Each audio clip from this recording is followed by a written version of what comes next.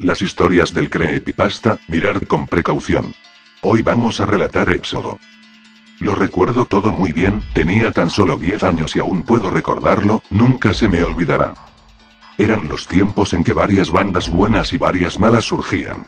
Entre un minúsculo grupo se hallaba una girls band, llamada Éxodo. Eran españolas, eso no se me puede olvidar. He de decir que el pop no me llamaba mucho la atención, pero la música de Éxodo era demasiado buena, tanto que pasé a ser parte del grupo de fans de la agrupación. De hecho, no había nadie a quien no le gustara Éxodo. Era curioso, ya que, repito, no había nadie a quien no le gustara la dichosa banda. Y la verdad su música no tenía nada fuera de lo común, era solo, excitante.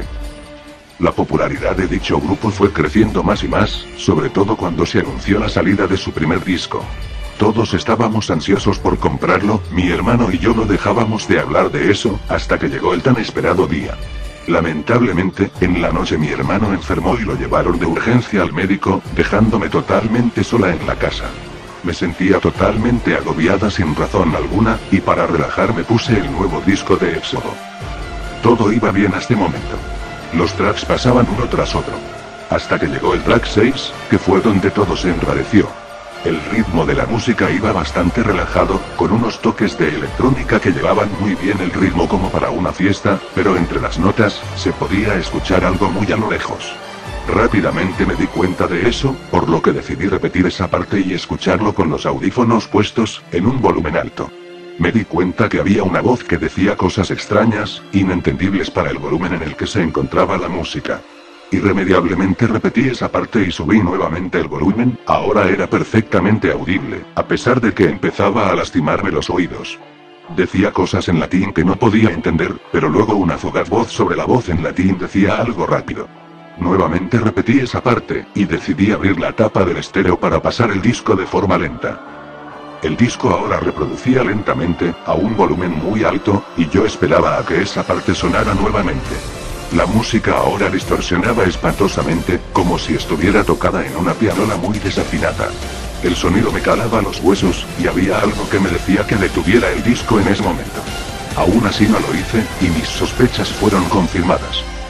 En el momento en que la voz en latín empezaba a sonar, se escuchaba en un tono lúgubre y grave, como si de un demonio se tratara. Era cuando venía la voz rápida, que a esa velocidad se escuchaba normal. Hablaba en español. Lo que decía nunca se me olvidará.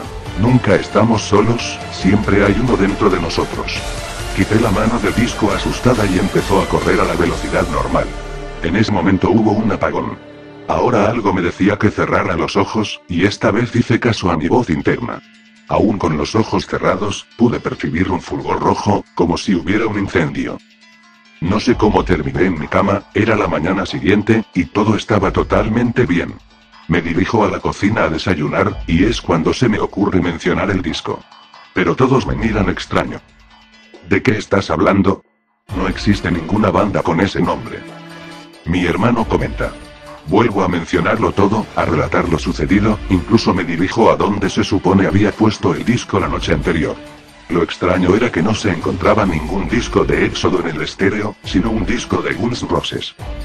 Me dijeron que posiblemente había delirado, pues en la noche tuve un poco de fiebre. Pero todo fue tan real que no dudo de la existencia de dicho disco ni de la banda. Hasta ahora sigo buscando pruebas de que todo fue real.